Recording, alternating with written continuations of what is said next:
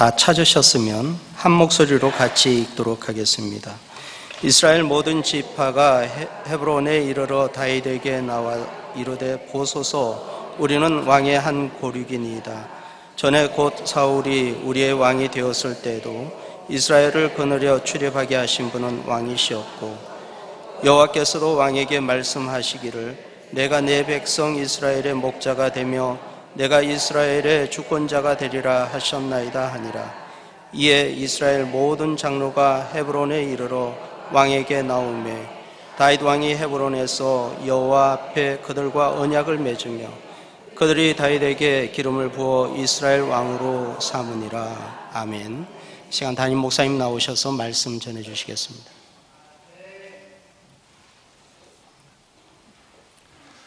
네, 오늘 말씀을 나누기 전에 우리 인도에서 이우선 선교사님이 인도 가정교회 담임 목사 시니어 패스터하고 같이 오늘 방문을 하셨는데 우리 잠깐 앞으로 나오셔서 지금 어디 계신지 안 보이는 어디 계신가? 네, 저쪽에 계시네. 우리 나와서 한 10분 정도 선교사님 소개하고 그리고 그곳에 가정교회 사역에 대해서 설명을 좀 마이크 좀 줘.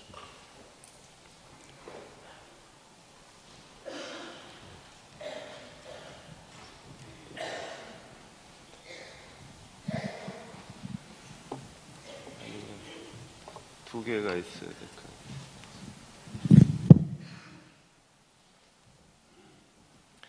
이우선 선교사님은 전에 형제교회에서 전도사 했었나? 까닭이 있었나? 오래전에 만났던 친구인데 굉장히 오랜만에 한 20년? 그 정도 다시 본 것 같아요. 우리 이우선 선교사님하고 우리 인도에서 사역하시는 우리 동역자를 박수로 맞이하겠습니다.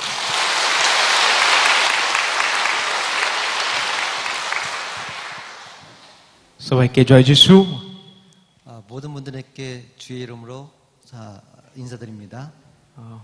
পরমেশ্বরকে ধন্যবাদ দিয়ে তিনি সুন্দর সুযোগ দিয়েছেন আপনাদের মাঝে এসে আমি নিজের ইন্ট্রোডাকশন দেওয়ার জন্য। 하나님께 감사드린 것은 이렇게 귀한 교회에 와서 함께 동참할 수 있는 것이 감사드립니다. এবং পালককেও ধন্যবাদ দিই তিনি সুযোগ করে দিয়েছেন বলে।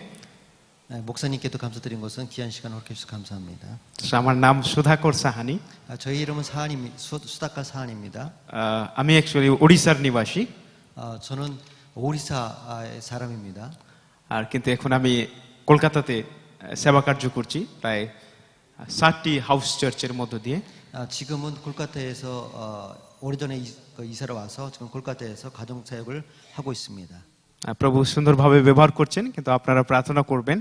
এবং আমি কোরিয়াতে এসেছি এই কারণেই আমি কিছু ট্রেনিং এর জন্য T4T ট্রেনিং আর সেই ট্রেনিং শেষ করেছি গতকাল। কিন্তু এই ট্রেনিং এর মধ্য দিয়ে যেন ভারতে গিয়ে আমি আরো সুন্দরভাবে সেবা করতে পারি।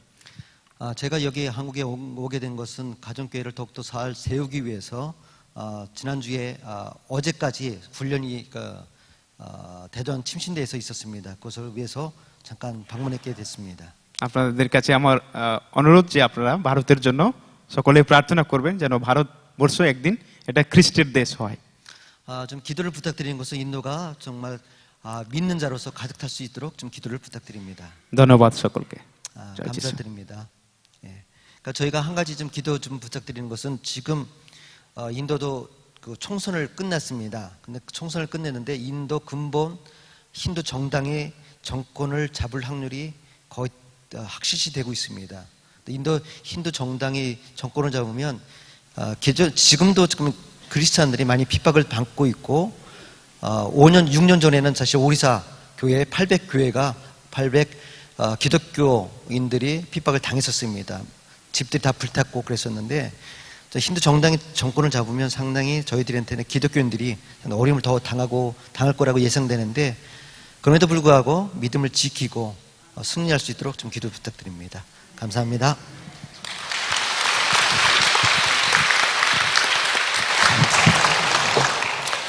인도 오리사 지역이 계속 그 기도 정보에 가장 많이 핍박을 당하고 박해가 심하고 고통을 많이 받는 지역이었는데요. 그 지역을 위해서 여러분들이 계속 기도해 주시기를 부탁을 드립니다.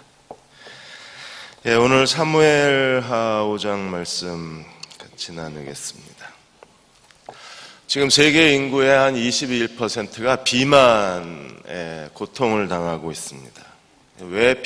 사람이 왜 비만에 빠지는가 여러 그 원인들을 계속 밝혀내고 있는데, 이번에 한국의 아산병원 그리고 가천의대가 공동으로 연구를 해서 아주 획기적인 비만의 원인을 하나 찾아냈는데, 그게 뇌 신경세포에 달려있는 그 섬모, 이 섬모가 짧아지면 사람이 포만감이 없어진대요.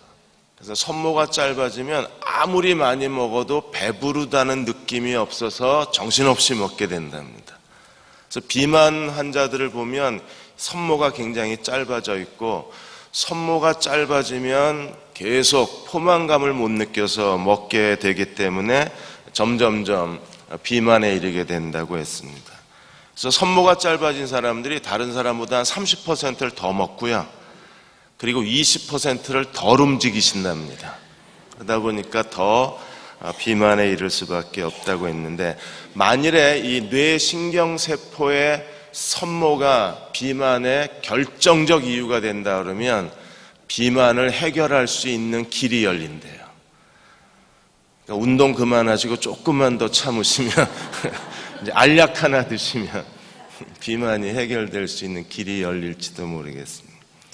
믿음이라는 것은 어떻게 해결이 돼야 되는가? 우리는 믿음의 문제 때문에 고통을 당하는 사람들이 많이 있습니다. 믿었는데도 일이 잘 해결이 되지 않고, 또 어떤 사람은 믿음의 문제에 있어서 쉽게 해결이 되는데, 나는 그렇게 하나님을 의지하고 기도도 많이 하고 그리고 하나님께 매달렸는데도 하나님이 응답하지 않으실 때 도대체 내 믿음의 문제가 뭔가 고민할 수밖에 없어요. 그리고 마치 비만의 여러 원인들이, 학설들이 나오는 것처럼 믿음에 대해서도 여러 가지 이론들이 많이 있습니다. 그 중에 성경에서 반복해서 말하고 있는 믿음의 가장 중요한 문제 중에 하나가 뭐냐 하면 겸손과 인내입니다. 그래서 베드로전서 5장 6절과 7절에 보시면 베드로가 이렇게 말했습니다. 그러므로 하나님의 능하신 손 아래서 겸손하라. 때가 되면 너희를 높이시리라. 그러므로 너희 모든 염려를 다 주께 맡겨버리라. 그가 너희를 돌보심이라. 우리가 하나님 앞에 낮아진 상태, 그리고 하나님께서 우리를 높여주시기 원하고 우리가 걸어가야 할 길을 열어주시기를 기대하는데 그 길이 쉽게 열리질 않는 거예요. 그리고 그 낮아진 상태에서 우리들은 삶에 대한 너무나 많은 염려에 빠지게 됩니다. 근데 베드로는 이 일에 대해서 하나님의 능하신 손 아래서 겸손하라. 때가 되면 너희를 높이시리라. 하나님은 어떤 분이세요? 능하신 손을 갖고 계신 분이십니다. 그러므로 하나님은 능히 낮추기도 하시고 능히 높이기도 하실 수 있는 분이세요. 그러므로 사무엘상 2장 7절과 8절에서 여호와는 가난하게도 하시고 부하게도 하시고 낮추기도 하시고 높이기도 하시는도다. 가난한 자를 진토에서 일으키시며 빈궁한 자를 거름더미에서 올리사 귀족들과 함께 앉게 하시며 영광의 자리를 차지하게 하시는도다. 어떤 사람을요? 가난한 사람들을. 어떤 사람들을? 빈궁한 사람들을. 하나님이 귀족들과 함께 자리에 앉게 하시고 영광의 자리를 차지하게 하시는 분이신데, 그러나 언제 그렇게 하시나요? 하나님의 능하신 손 아래에서 겸손하라. 때가 되면 너희를 높이시리라. 오늘 사무엘하 5장에서 드디어 다윗이 온 이스라엘 왕으로 기름 부음을 받습니다. 그가 사무엘에 의해서 이스라엘 왕으로 기름 부음을 받고 그리고 10년 내지 13년 동안 방황의 시기를 지나서 헤브론에서 유다 왕이 돼서 반쪽짜리 왕이 돼서 다시 7년 6개월을 기다리고 마침내 오늘 나이 30에 온 이스라엘 왕으로 세움을 받았습니다. 얼마나 긴 시간이었을까요? 그러나 다윗은요, 그 긴 시간 동안에 하나님의 능하신 손 아래서 겸손했던 사람입니다. 그 겸손함 때문에 하나님은 다윗을 낮추시고 그리고 다윗을 다시 높이실 수가 있었어요. 이 믿음을 우리가 배워야 합니다. 이 믿음의 겸손함을 배우지 못하면 우리가 하나님의 손에 붙들림 바 되어서 쓰임을 받을 수 없기 때문에 그렇습니다. 이번에 해양경찰청 소속의 총경 서장급 이상 간부 4명 중 1명이 그분들이 경비정을 타본 적이 없는 분들입니다. 바다를 전혀 모르는 사람들이에요. 10명 중 9명은 이 해양 파출소에 근무한 적이 없는 사람들. 바다를 모르는 사람들이 해양경찰청 고위직에 다 자리에 앉아 있으니까 어떤 일이 일어나겠습니까? 대형 재난이 일어났을 때 이 사람들은 뭘 어떻게 해야 될지 전혀 모르는 사람들이에요. 그러니까 기본적으로 대처 능력이 없는 사람들이 이 해양경찰청 고위직에 앉아 있으니까 이번에 세월호에 살릴 수 있는 아이들까지도 죽였다는 소리를 들을 수밖에 없는 거예요. 우리가 하나님 앞에 우리는 어떤 사람이어야 합니까? 믿음으로 살다가 믿음으로 죽는 사람이어야 합니다. 우리는 믿음으로 사는 사람으로 부름을 받았는데 만일에 우리가 믿음을 모르고 믿음으로 산다 그러면 그건 거짓말이 되는 거잖아요.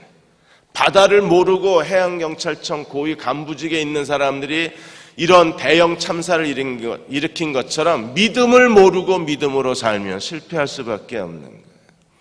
그 믿음의 가장 중요한 속성이 하나님의 능하신 손 아래서 겸손하랍니다. 그리고 하나님의 때가 되면 하나님 우리를 능히 다시 높여주실 수 있다는 거예요.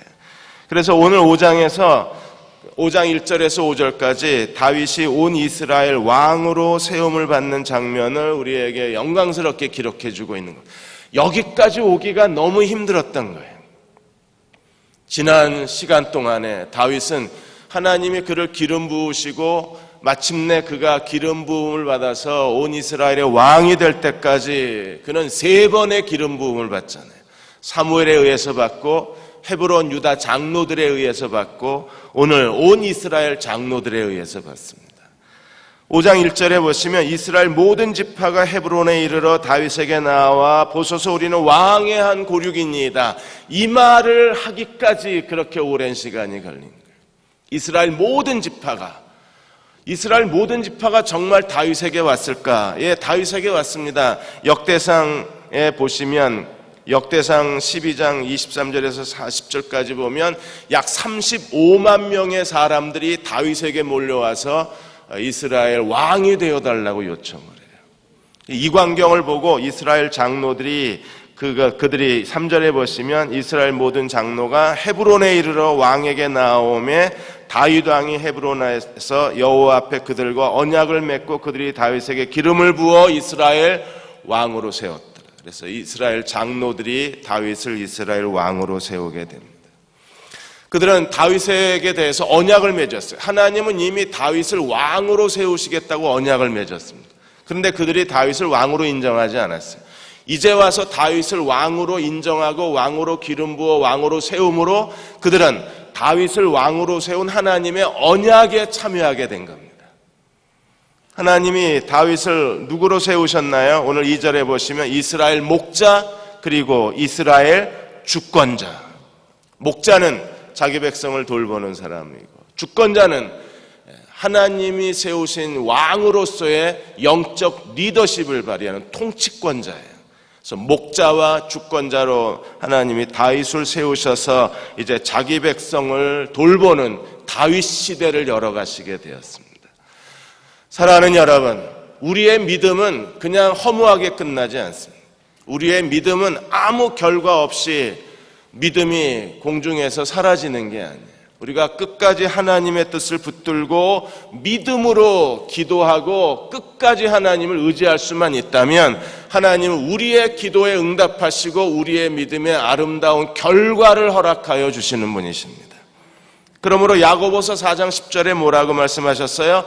주 앞에서 낮추라. 그리하면 주께서 너희를 높이시리라. 하나님은 하나님의 주권은 먼저 낮추시고 그 다음에 높이시는 게 하나님의 섭리적 방법이고 하나님의 주권의 단계이기 때문에 하나님이 우리를 낮추실 때 겸손함으로 하나님의 때를 기다리면 하나님께서 우리의 기도를 들으시고 우리의 믿음을 따라 역사하신 하나님이십니다.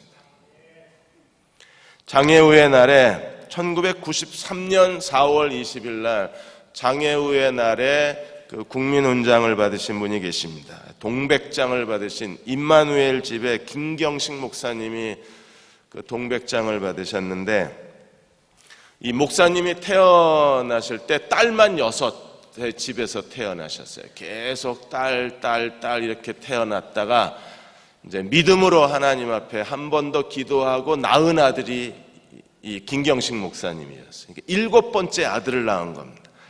그러니까 얼마나 가족이 기뻤겠습니까? 부모도 기쁨이 되고 그 어머니는 더 큰 기쁨이었고, 그런데 3살 때 갑자기 애가 다리가 가늘어지더니 걷지를 못하는 거예요. 서둘러 병원에 갔더니 소아마비입니다. 그 당시만 해도 뭐 소아마비 치료할 방법이 없었으니까. 그래서 애가 기어다니기를 시작하는 거예요. 그러니까 동네를 기어다니니까 기어다닐 때마다 동네 사람들이 막 그 손가락질을 하고 비난을 하고, 동네 아이들은 뭐 개라고 그러고 짐승이라고 그러고 짐승처럼 애를 취급을 하니까 엄마가 너무 마음이 아픈 거예요. 기도로 낳은 아들인데 애가 소아마비 걸린 거예요. 그래서 어머니가 기도하다가 기도하면 낫겠다는 확신이 든 겁니다. 그래서 매일 아이를 붙잡고 기도를 하는데, 한 달이 지나도 여전히 애는 기어다녀요. 2달이 지나도 여전히 애는 기어다닙니다. 6개월을 기도했는데도 뭐 조금이라도 다리가 굵어지거나 애가 좀 일어날 기미가 보여야 되는데 6개월이 지나도 여전히 애는 기어다녀요. 주변에서 남편부터 기도한다고 뭐가 달라지냐, 그게 기도한다고 될 일이냐, 심지어 교인들마저도 그거 기도한다고 되는 게 아니라고 얘기를 하는데도 어머니는 포기할 수가 없는 거예요. 지금 여기서 포기해버리면 애는 평생 불구자로 살아야 되는 거예요. 근데 7째 때 되는 날, 어느 날 아이가 자고 일어났는데 엄마 이러고 걸어 나오는 거예요. 7째 때 되는 날. 하나님이 우리의 기도를 듣지 않으시는 게 아니라 하나님이 하시는 일은요, 일단 낮추시고 그래도 믿으면, 그래도 하나님을 의지하면, 그래도 기도가 약해지지 않으면 어느 날 갑자기 하나님께서 우리의 기도를 들으시는 거예요. 두 번째로 이렇게 5절까지 나이 30에 세움을 받아서 다윗이 4절에 보시면 이스라엘 몇 년을 다스렸어요? 40년. 근데 그 40년 헤브론에서 7년 6개월, 예루살렘에서 33년. 예루살렘이 이제 다윗성이 되고 예루살렘에 하나님의 성전이 세워져야 되고 예루살렘이 이제 이스라엘의 수도가 돼야 돼요. 7년 6개월 동안에는 헤브론에서 다스렸어요. 이제는 하나님이 다윗 왕국 시대에 하나님의 언약의 땅, 모세를 통해서 주시고자 한 땅, 여호수아를 통해서 주시고자 한 땅을 완전히 회복하시고, 그리고 그 성의 수도를 예루살렘을 세웠는데, 이 예루살렘은요 여부수 족속이 그 성의 지배자였고, 여호수아 시대에도 예루살렘을 정복을 못하고 사사 시대에도 예루살렘을 정복을 못했어요. 그런데 다윗이 정복을 해요. 다윗이 이 예루살렘을 정복을 해서 거기에 하나님의 이스라엘 나라의 수도를 세우고, 솔로몬은 이 예루살렘에 뭘 세워요? 하나님의 성전을 세우게 돼요. 근데 이 난공불락의 요소, 이 예루살렘이 얼마나 난공불락이냐면 사면에 절벽같이 가파른 절벽으로 되어 있기 때문에 그 어떤 군대도 지금까지 예루살렘 성을 정복한 일이 없어요. 근데 하나님이 여호와의 이름을 두시겠다고 약속한 곳이 예루살렘입니다. 그게 신명기 12장 4절에서 14절까지 내 이름을 두려고 택한 그곳, 하나님의 마음이, 이름이 머물러 있는 그곳, 그게 예루살렘인데, 이 예루살렘을 이제 다윗이 정복하고 그곳을 다윗성이라고 이름하게 됩니다. 6절에 보시면 왕과 그의 부하들이 예루살렘으로 가서 그 땅 주인 여부수 사람을 치려하며, 여부수 사람이 다윗에게 뭐라고 조롱을 했습니까? 다윗에게 이르되 네가 결코 이리로 들어오지 못하리라. 맹인과 다리 저는 자라도 너를 물리치리라. 무슨 뜻이에요? 너는 절대 예루살렘을 정복 못한다는 겁니다. 왜? 난공불락의 천연의 요새니까. 절벽으로 세 있고 고지대 위에 예루살렘 성이 세워져 있기 때문에 어떤 군대도 그 성을 정복하기가 어려운 거예요. 그러니까 심지어 여부수 사람들이 그렇게 다윗을 비난하고 조롱한 겁니다. 야, 시각장애인 그리고 다리 저는 사람들, 그 사람들이 너를 이길 거다. 너는 결코 이 예루살렘을 정복할 수 없다고 그렇게 다윗을 비난을 한 겁니다. 그런데 다윗이 어떻게 정복했어요? 7절에 보시면 다윗이 시온 산성을 빼앗았습니다. 어떻게 해요? 우리가 역대상 11장에 보시면 다윗이 그 난공불락의 성이니까 들어갈 자리가 없는 거예요. 유일한 출입문은 닫혀 있고, 그런데 유일하게 성으로 뚫려 있는 길이 하나 있었는데 수로, 남동쪽에 거기에 기온샘에서 직경 수로를 떨어서 그래서 예루살렘 성까지 물을 끌어올렸어요. 이 수로가 유일하게 성으로 들어가는 입구입니다. 다윗이 그 수로 앞에 서서 이스라엘 그 다윗 군대에게 얘기를 해. 누구든지 이리로 들어가서 예루살렘 성을 정복하는 자에게 큰 상급을 주겠다고 말했을 때 요압이 후와 그 자기 그 군대를 이끌고 그 수로를 뚫고 들어가서 예루살렘 성 안으로 들어가서 예루살렘 성을 정복해 버립니다. 그러니까 누구도 정복하지 못할 거라고 장담했던 이 예루살렘 성을 다윗이 기가 막힌 작전을 써서 수로 작전을 써서 이 수로를 통해서 예루살렘 성을 정복해서 그 예루살렘을 하나님께 바치는 거예요. 그래서 다윗의 성이 되고 그곳이 하나님의 성전이 됐습니다. 1886년에 이 수로가 발견이 됐어요. 그래서 1967년에 워렌이라는 고고학자가 이 수로를 찾아냈습니다. 지금도 이 수로 이름이 워렌 수도예요. 고고학자들이 이 수로가 언제 만들어졌나 찾아봤더니 무려 BC 2000년경에 여부수 족속이 수직으로 길르한 목가까지 이 수로를 파놓았다는 것이 과학적으로 밝혀졌어요. 바로 그 수로, 누구도 그 수로를 통해서 예루살렘 성을 정복하겠다고 생각을 못했는데 다윗이 지혜로운 사람이에요. 그 수로를 들어올 거라고 아무도 예상을 못했는데 어떻게 들어갔을까요? 그리로 요압과 그 군대를 보내서 정복해낸 겁니다. 우리가 하나님을 의지하면 사람이 볼 때엔 길이 없지만, 그러나 하나님을 의지하는 사람들, 하나님 앞에 지혜로운 사람들, 하나님의 신에 감동된 사람들에게는 모든 사람이 다 길이 없다고 말할 때 그들은요 길을 찾아내요. 왜? 하나님이 길이 되어주시기 때문에. 우리가 이 시대에서 믿음으로 살아야 될 이유가 여기에 있는 거예요. 믿음으로 하나님을 의지하면 믿음의 사람들은요 모두가 다 안 된다고 그랬을 때 믿음의 사람들은 하나님이 예루살렘 성에 내가 내 이름을 거기에 두겠다 그러면요 하나님이 그 성을 하나님의 거룩한 성으로 구별을 하셨으면 길이 있겠죠. 길이 없으면 하나님께서 당장 뭐 천사들을 보내셔서 도로 포장이라도 해서 길을 만들어 주시겠죠. 그래야 그 성을 하나님께 바칠 거 아니에요. 내가 이 성을 너에게 주겠다. 근데 길이 없어요. 그러나 하나님을 믿으면 길이 있는 거예요. 다윗이 그걸 찾아낸 겁니다. 그게 땅속에 뚫려 있을 거라고 누가 예상을 했겠어요.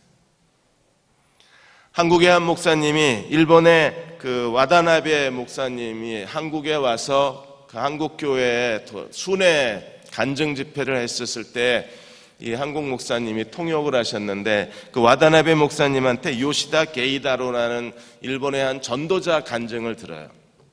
이분이 정치범입니다. 그래서 정치범이었기 때문에 독방에 수감이 돼요. 독방에서 그가 읽을 수 있는 책은 불교 서적하고 성경책, 종교 서적 두 종류 외엔 어떤 것도 읽을 수가 없대요.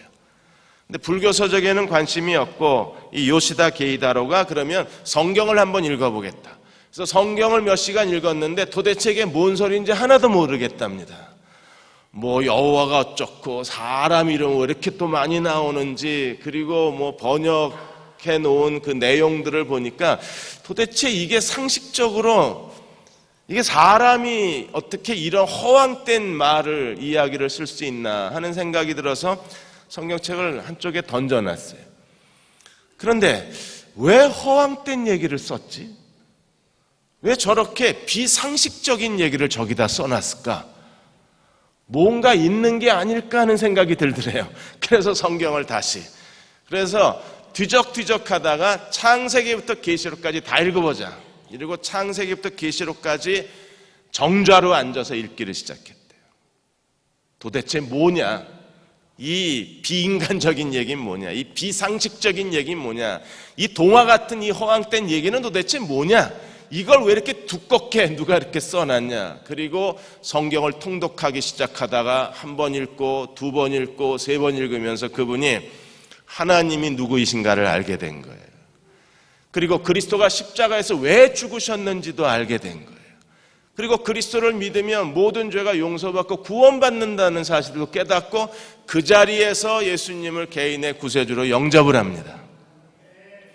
그리고 신약 성경에서, 구약이나 신약에서 제일 많이 나오는 게 뭐냐 하면 기도하면 하나님이 응답해 주시는 거니까, 야, 내가 이 독방에서 기도해도 하나님이 응답해 주시나, 하나님이 정말 살아계시면 내 기도를 응답해 주시나 보자. 이 독방에 갇혀 있으니까 먹을 게 하루 두 끼에 주먹밥밖에 없는 겁니다. 근데 정말 배가 고팠어요.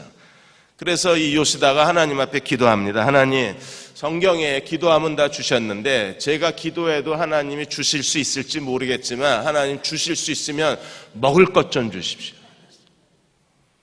근데 독방 옆에 잡범들 수용소가 바로 옆동에 있었는데 그 옆동의 잡범들 가운데 요시다를 잘 아는 사람이 그 잡범들하고 같이 있는데, 잡범들은 매일 나가서 밭에서 그 밭일을 해요. 공장에서 일을 하거나 아니면 뭐 목재를 가지고 일을 하거나 아니면 밭에 나가서 농사를 짓거나 아니면 간의 수공업을 만들거나.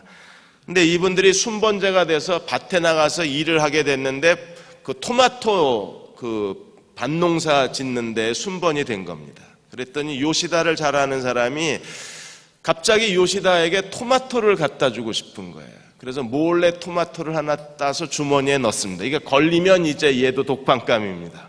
근데 너무 주고 싶은 거예요. 왜 주고 싶었는지는 모르겠대요. 그냥 줘야 되겠다는 생각이 들었답니다. 그리고 그 독방을 지나가면서 슬쩍 장난치는 척하고 다른 잡범들하고 얘기를 하면서 밑에 구멍으로 토마토를 던져놓은 거예요. 그랬더니 누구냐, 왜 그 사람한테 주냐, 아, 잘하는 사람인데 억울하게 갇혀있다. 근데 우리가 이 밭에서 일하는 동안에 이 사람에게 토마토를 주고 싶은 생각이 들었다. 그럼 내일은 내가 줄게, 내일은 내가 줄게. 이래가지고 이 사람들이 순번이 끝날 때까지 매일 토마토가 하나씩 감방에 던져진 거예요. 누가 응답하셨어요? 독방에 갇혔는데. 그런데도 하나님이 그 교도소 안에서 하나님께서 이런 능하신 일을 행하실 수 있다는 걸 보여주신 거예요. 그 토마토를 붙들고 요시다 게이다로가 먹지를 못하고 울었답니다. 아, 하나님이 계시구나. 성경이 사실이구나. 그리고 거기서 더 성경을 읽으면서 그분이 자신의 믿음을 다짐을 했다는 간증을 이 와다나베 목사에게 들었다는 거예요. 지금도 하나님께서는요, 하나님의 말씀을 의지하고 진심으로 하나님을 믿고 끝까지 그분을 순수하게 의지할 수만 있다면 오늘도 하나님은 도저히 길이 없는 거잖아요. 독방에 갇혀있는 정치범 죄수에게 무슨 먹을 걸 누가 간식을 넣어줘도 독방에 있는 사람들에게는 이게 전달이 안 되는 겁니다. 그런데도 하나님은 기이한 방법으로 기도를 응답해 주시는 것처럼 우리가 하나님께 대한 순전한 믿음을 갖고 끝까지 그 믿음을 하나님 앞에 드릴 수가 있다면 하나님 오늘도 우리에게 길을 열어주실 수 있는 분이세요. 만일에 하나님이 이 다윗에게 예루살렘 성으로 들어가는 그 수로, 물길, 길을 보여주지 않았다면 어떻게 다윗이 예루살렘을 하나님께 바칠 수 있었겠어요? 예루살렘을 바치고 나서 9절에 다윗이 그 산성에 살면서 뭐라고 이름 졌어요? 다윗성이라고 이름을 졌습니다. 그리고 예루살렘을 정복하자마자 어떤 일이 일어났습니까? 10절 같이 한번 읽겠습니다. 만군의 하나님 여호와께서 함께 계시니 다윗이 점점 강성하여 가니라. 아멘. 믿음으로 하나님의 말씀대로 순종하고 하나님이 시키신 일을 이루어냈을 때 하나님은요 점점 더 강성하여 가니라. 예루살렘에서 다윗을 크게 하신 거예요. 그리고 그 예루살렘에서 또 어떤 일이 일어났습니까? 11절 12절에 보시면 두로왕 히람이 다윗에게 사저들과 백향목과 목수와 석서를 보내어 그들이 다윗을 위하여 집을 지으니, 물론 이게 연대순으로 된 게 아닙니다. 왜냐하면 다윗이 이스라엘 왕이 되었을 때 두로왕 히람이 아직 왕이 되지 않았을 때예요. 그런데 예루살렘을 하나님께 바쳤을 때 그 예루살렘에서 하나님이 다윗을 어떻게 영화롭게 하셨는가를 보여주기 위해서 연대순이 아니라 사건별로 이걸 기록한 겁니다. 두로왕 히람이 어떻게 했어요? 사절단을 보내고 목수와 석수를 보내서 어떻게 했습니까? 다윗을 위하여 집을 지어줬어요. 누가? 이웃나라가. 두로왕 히람이 이 영광스러운 모습을 보고 12절에 다윗이 어떻게 했습니까? 다윗이 여호와께서 자기를 세우사 이스라엘 왕으로 삼으신 것과 그의 백성 이스라엘을 위하여 그 나라를 높이신 것을 뭐 했더라? 알았더라. 하나님이 자기를 세우신 것과 하나님이 이스라엘을 주변 국가들보다 더 높이시고 존귀케 하신 것을 다윗이 알았더라. 누구를 통해서요? 두로왕 히람이 다윗성을 건축해 준 걸 통해서요. 여러분, 얼마나 이 다윗과 그 이스라엘의 이름이 존귀케 됐으면 이웃 나라가 목수와 석수를 다 때려보내서 아마 수송기 한 10대는 왔을 거려. 그렇게 백향목과 아름다운 화강암을 다 보내고 기술자들을 다 보내서 다윗성을 너무나 아름답고 견고하게 지어준 거예요. 여러분의 생애에도 하나님이 이런 일을 행하시기를 주의 이름으로 축원합니다. 그러려면요, 믿음이 견고하고 믿음이 진실하고 믿음이 하나님 앞에 온전해야 되는 거예요. 믿었다가 포기했다, 믿었다 그만뒀다 이러면 아무 일도 안 일어납니다. 하나님 살아계신 걸 믿으십니까? 그분이 여러분을 사랑하고 계신 거 알고 계시나요? 그렇다면 우리는요 진실하게 하나님을 끝까지 의지해야 되는 거예요. 또 예루살렘에서 일어난 또 하나 중요한 일이 있습니다. 그게 오늘 13절에서 15절까지 보시면, 16절까지 보시면 예루살렘에서 다윗이 어떻게 했어요? 13절, 다윗이 헤브론에서 올라온 후에 예루살렘에서 처첩들을 더 두었으므로. 남자들이 제일 부러워하는 게 이런 표현들입니다.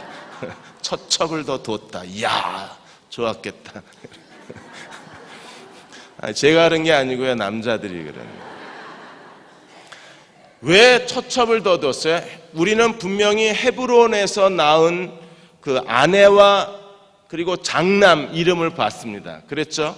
그리고 나중에 이 헤브론에서 나온 장남들이 다윗이 하나님께 버림받은 후에 다윗의 고통거리가 된 걸 봤어요.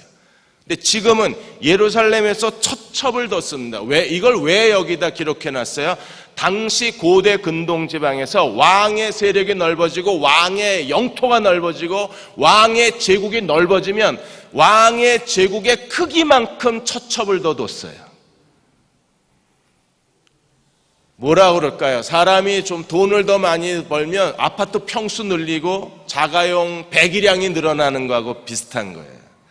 그렇게 왕의 세력이 커지고 다윗 왕의 이스라엘 국가가 더 확장되어지자 그래서 처첩을 다른 고대 근동 국가의 왕들처럼 다윗도 그 당시의 문화를 쫓아서 처첩을 더 둔 겁니다. 그러니까 그 주변 국가가 그랬기 때문에 다윗도 그냥 주변 문화에 따라간 거예요. 그런데 우리는 그 처첩이 낳은 아들 중에 중요한 사람 한 사람을 발견합니다. 누구를 발견해요? 딴 사람은 아무도 몰라요. 누구만 우리 눈에 띄어요? 14절에 솔로몬. 솔로몬이 예루살렘 처첩 누구요? 밧세바에게서 낳은 아들. 그리고 예루살렘에서 나온 이 처첩의 자식 중에 결국 다윗이 많은 처첩을 둬서 하나님이 두지 말라고 그랬는데 주변 국가들처럼 많은 처첩을 뒀다가 나중에 고통을 당하긴 하지만 그러나 이 솔로몬을 통해서 하나님이 예루살렘에서 낳은 처첩의 아들로 예루살렘에서 하나님이 거룩한 성전을 지으시는. 오늘 집사님이 기도해 주신 것처럼 하나님은 어떤 분이세요? 우리의 실수와 우리의 잘못마저도 선으로 바꿔주시는 하나님이세요. 그래서 예루살렘 정복, 그리고 예루살렘의 다윗성 건축, 예루살렘의 처첩의 그 이름, 그리고 솔로몬의 이름, 이렇게 예루살렘을 정복하고 하나님이 이스라엘의 다윗을 이스라엘 왕으로 세우신 이후에 하나님이 예루살렘을 통해서 어떻게 다윗을 영화롭게 하셨는가를 기록해 놓은 거예요. 그리고 16절에서부터 마지막 절까지는 이제 블레셋, 17절에서 마지막 절까지는 블레셋과의 두 번의 전투를 하게 됩니다. 블레셋과 두 번의 전투하는 리바임 전투에서 18절에 보시면 블레셋 사람들이 이미 이르러 르바임 골짜기에 가득한지라. 자, 블레셋과의 전쟁이 벌어졌는데 다윗이 르바임 전투 두 번의 전투에서 똑같은 전투 형태를 가져요. 제일 먼저 한 일이 뭐냐 하면 여호와의 뜻을 묻기를 시작합니다. 믿음의 사람들은요, 철저하게 하나님 앞에 살아가는 삶의 방식이 있어요. 제일 먼저 어떤 일을 할 때 그들은 어떤 사람들입니까? 여호와께 묻자와 가로되, 하나님께 묻는 사람들이에요. 자기가 혼자 생각하고 판단해서 결정하는 게 아니라 하나님께 묻는 사람들입니다. 르바임 골짜기에 블레셋 사람이 가득했을 때 19절에 다윗이 여호와께 여쭈어 이르되 내가 블레셋 사람에게 올라가리이까 여호와께서 그들을 내 손에 넘기시겠나이까니 여호와께서 다윗에게 말씀하시되 올라가라, 내가 반드시 블레셋 사람을 내 손에 넘기리라. 그리고 20절에 여호와께서 물을 흩은같이 내 앞에서 내 대적을 흩으셨다 하므로 그곳 이름을 바알 브라심이라고 불렀어요.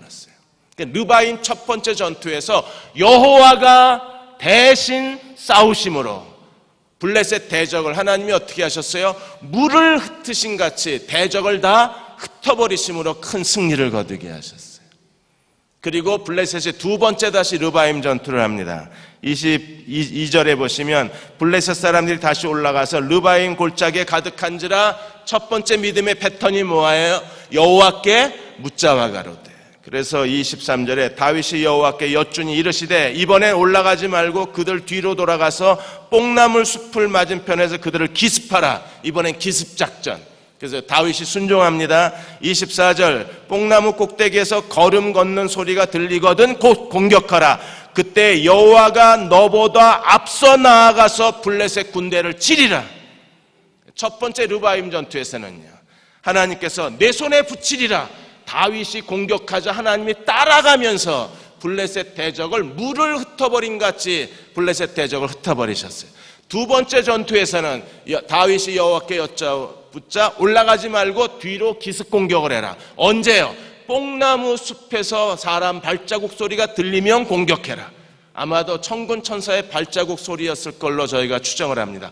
그렇게 군대의 행렬의 그 발자국 소리가 들리면 너는 공격하라. 그런데 이번에는요, 여호와가 앞서서 블레셋 사람을 치겠다는. 전에는 하나님이 따라가면서 공격하시고 이번에는 하나님이 다윗보다 앞서가시면서 공격하셔서 르바임 전투의 두 번째 큰 승리를 거두게 하시고 25절에 보시면 다윗이 여호와의 명령대로 행하여 블레셋 사람을 쳐서 게바에서 게셀까지 쳐버려요. 한 30여 킬로미터를 그대로 밀고 나가서 큰 승리를 거두게 됩니다.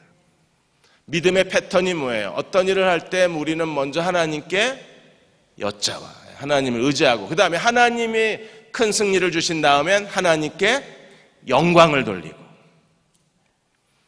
우리는 하나님이 우리의 기도에 응답한 다음에 하나님께 영광 돌리는 걸 잘 못하잖아요. 그런데 다윗은 철저하게 심지어 하나님이 승리를 주신 그곳 이름을 바알 브라심이라는 이름을 거기에 새로운 지명을 붙이면서 하나님을 영화롭게 하잖아요.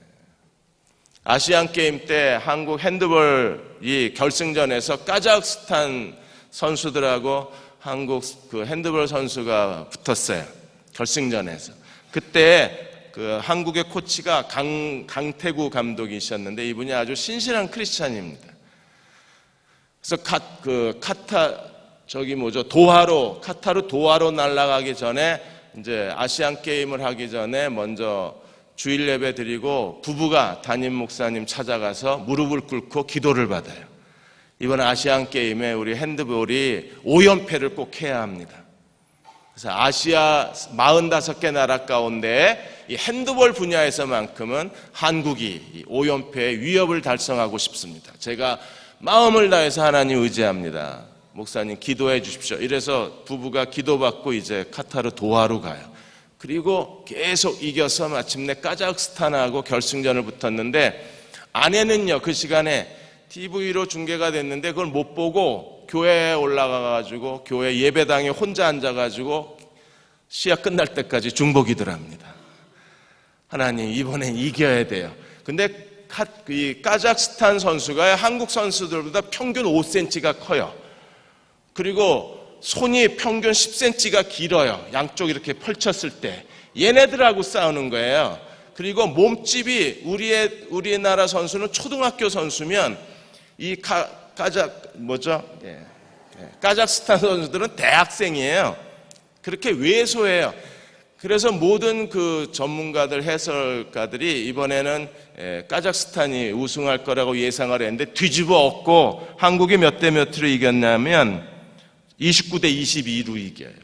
그래서 강태구 감독이 카메라 앞에서 제일 먼저 한 얘기가 뭡니까? 하나님께 영광을 돌립니다. 카메라 대자마자 하나님께 영광을 돌립니다. 왜요? 하나님이 주신 승리니까. 우리도 이렇게 살면 안 될까요? 매일매일의 삶 속에서 우리가 하나님께 묻고 하나님은 이렇게 하라고 지시해 주시고 우리가 하나님께 지시하는 대로 순종하면 하나님께서 응답해 주시고. 어떻게 이렇게 할 수 있어요? 야고보서 5장 11절에 보라 인내하는 자를 우리가 복되다 하나니. 누가 복돼요? 인내하는 자. 왜 인내하는 자가 복됩니까? 너희가 욥의 인내를 들었고 주께서 주신 결말을 보았거니와 주는 가장자비하시고 긍휼히 여기시는 자시라. 인내하는 자가 복 있는 거예요. 왜? 하나님은 때가 돼야 응답하시고 하나님의 때가 돼야 우리를 높여주시고 하나님의 때가 돼야 길을 열어주시기 때문에. 여호수아가 이 예루살렘을 정복하려고 그렇게 애를 썼는데 정복을 못했어요. 그런데 다윗 때에 가서 하나님이 예루살렘을 정복하게 하시는 거예요. 어떻게 해요? 길을 보여주셔서, 그리고 하나님이 함께 하셔서. 그러므로 하나님의 때를 기다리면서 우리에게 가장 중요한 게 무엇입니까? 하나님의 능하신 손 아래서 겸손하라. 인내하는 자가 복이 있도다. 인내는요 반드시 뭐가 있어요? 주님이 주시는 결말이 있는 거예요. 결말. 다윗도 드디어 그 결말을 받잖아요. 그리고 온 이스라엘 왕으로 나이 30에 세움을 받고 40년을 치리를 한 것. 7년 반은 이미 지나갔고 예루살렘에서 몇 년? 33년. 다윗에게 이 믿음을 배웁시다. 그리고 하루하루 제대로 믿음으로 삽시다. 믿음이라고 그냥 말만 하지 말고 제대로 다윗처럼 믿음으로 살면 오늘 하루하루가 하나님이 주시는 응답의 날이 되고 하나님이 주시는 기적의 날이 되고 주께서 주시는 결말을 볼 수 있는 날이 될 거예요. 그러한 저와 여러분이 되시기를 주의 이름으로 축원합니다. 아버지 하나님, 저희들의 믿음이 사람의 믿음일 때가 많이 있습니다. 쉽게 포기하고 쉽게 실망하고 쉽게 낙심합니다. 하나님이 주신 믿음이게 하여 주옵소서. 주께서 주신 결말을 볼 때까지 인내하게 하여 주시고 때가 될 때까지 하나님 앞에 겸손하게 해 주시고 주께서 우리의 기도를 다 허락하실 때까지 쉬지 않고 기도하는 종들이 되게 하여 주옵소서. 지금은 우리를 죄에서 구원하신 우리 주 예수 그리스도의 은혜와 하나님 아버지의 무한하신 사랑하심과 성령의 인도하시고 위로하시며 도우시는 은혜가 오늘 함께 수요 낮예배 드리고 돌아가는 모든 사랑하는 교우와 가정과 자녀들과 대흥에 속해 있는 모든 가족과 이 땅의 모든 교회와 이 민족 위에 지금부터 영원히 함께 하시기를 간절히 축원하옵나이다. 아멘.